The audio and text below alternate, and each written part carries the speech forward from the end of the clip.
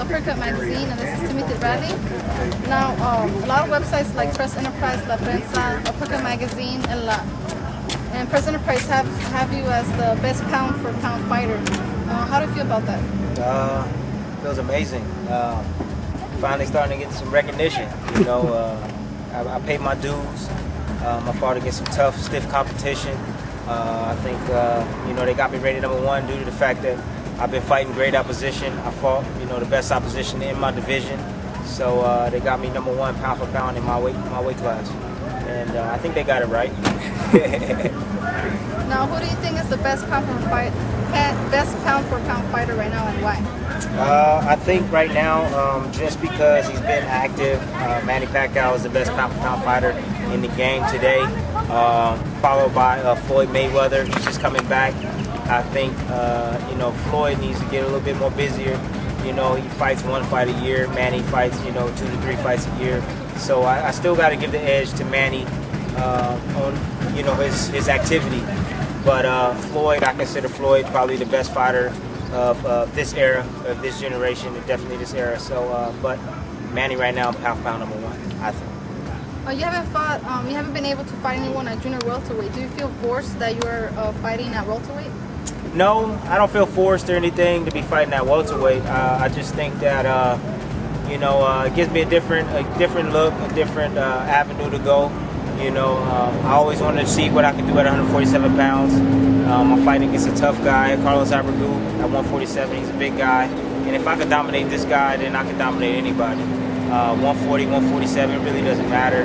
But you know, well, I got a lot of fights there. There's Devon Alexander, there's Amir Khan, there's Madonna at 140 still.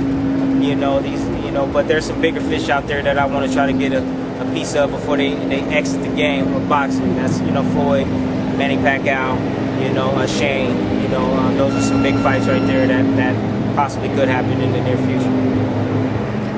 And have you fought anybody that has had as many knockouts as Carlos?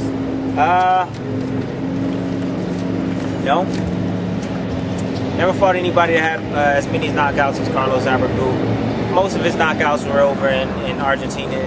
That don't count, man. You don't fight, you know, tough opposition till you come to America. So, you know, he does crack a big punch, the right hand.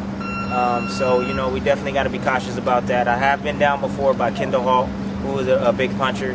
So, you know, it's gonna be the boxer against the boxer against the slugger, you know, in this fight. So the giant against the, you know, the midget, I should say. So it's gonna be a little funny in there seeing me fighting this big guy, but I think I'll do well with my speed, my footwork, you know, and my skills. I think I'll be able to do well against this guy. And now, what are your plans as far as the entire year? You know, I want to fight this fight, then I want to fight a big mega fight towards the end of the year. I'm looking for the big fights. You know, some people feel that I don't deserve them, but I feel that I do deserve them. I'm still undefeated. You know, I'm still good looking. You know, nobody right now hasn't came close to beating me yet. You know, that split decision over there in Junior Witter in hometown. I think I won that unanimous decision over there, but you know how it goes. But anyways, I want to have a big fight at the end of the year, whether it's Devon Alexander, you know, whether it's who else? Shane, whether it's you know, Manny, Floyd, but a big fight, big mega fight at the end of the year.